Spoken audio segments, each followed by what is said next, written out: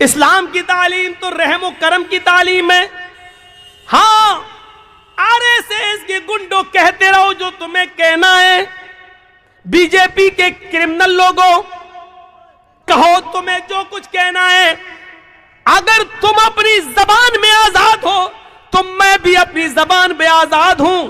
تم کتنا بھی دہشت گردی کا الزام لگاؤ ہمارے اوپر، ہم آج بھی کہتے ہیں اور یقین کے ساتھ کہتے ہیں کہ تم آج سत्ता میں بیٹھے ہو تو ہم مسلمانوں کی دین ہے.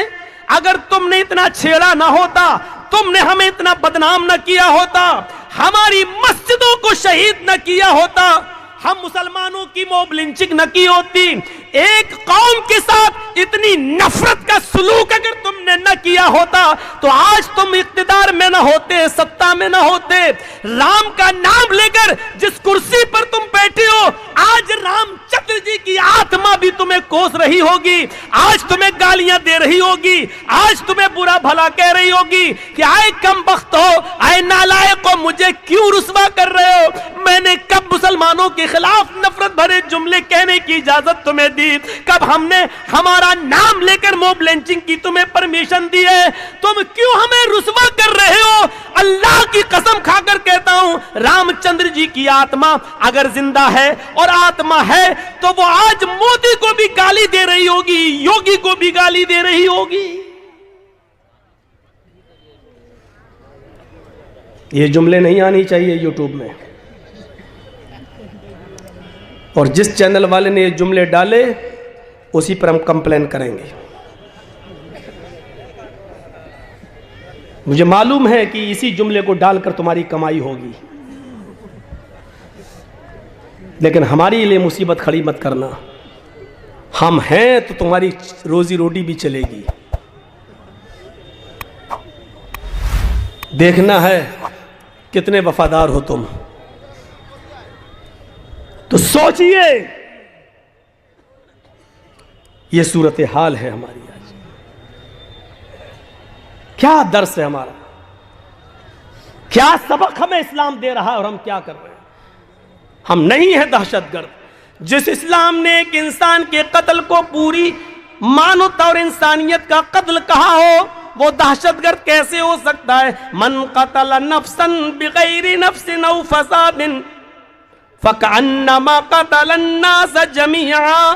جس نے کسی ایک نفس کو، ایک انسان کو قتل کیا، ایک منشیہ کو اور ایک انسان کو، ہندو نہیں، مسلمان نہیں، سکھ نہیں، عیسائی نہیں، کسی کو بھی، ایک نفس کو، ایک منشیہ کو جس نے قتل کر دیا بغیر کسی جرم کے اور بغیر کسی فساد کے. ہمارا قرآن کہتا ہے فَقَتَلَ النَّاسَ جَمِيعًا فَكَأَنَّمَا قَتَلَ النَّاسَ جَمِيعًا. وہ ایک منشیہ کا قاتل نہیں، ایک انسان کا قاتل نہیں، وہ پوری مانوتا کا، پوری انسانیت کا قاتل ہے، پوری دنیا کی انسانیت کا قاتل ہے.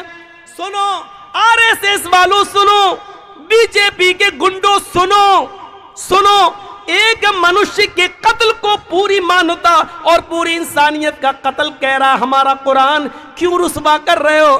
تمہیں سत्ता تو مل جائے گی، لیکن رام چندر جی کی آتما کی کوس سے اور اس کی بد دعا سے، ان کے شاپ سے تم نہیں بچ سکو گے.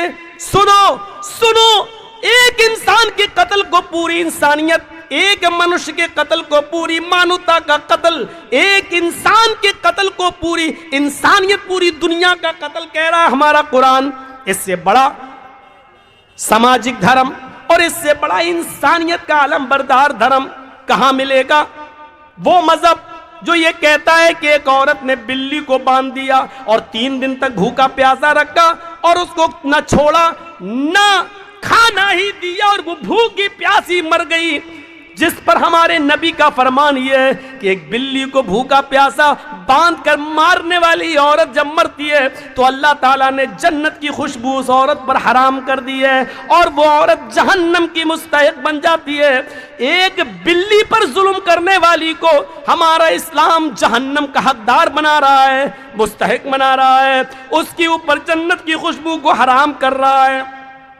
جو بلیوں کے ساتھ، کیڑے مکوڑوں کے ساتھ، جانوروں کے ساتھ یہ برتاؤ کر رہا ہو جو مذہب، وہ دہشت گرد کیسے ہو سکتا ہے؟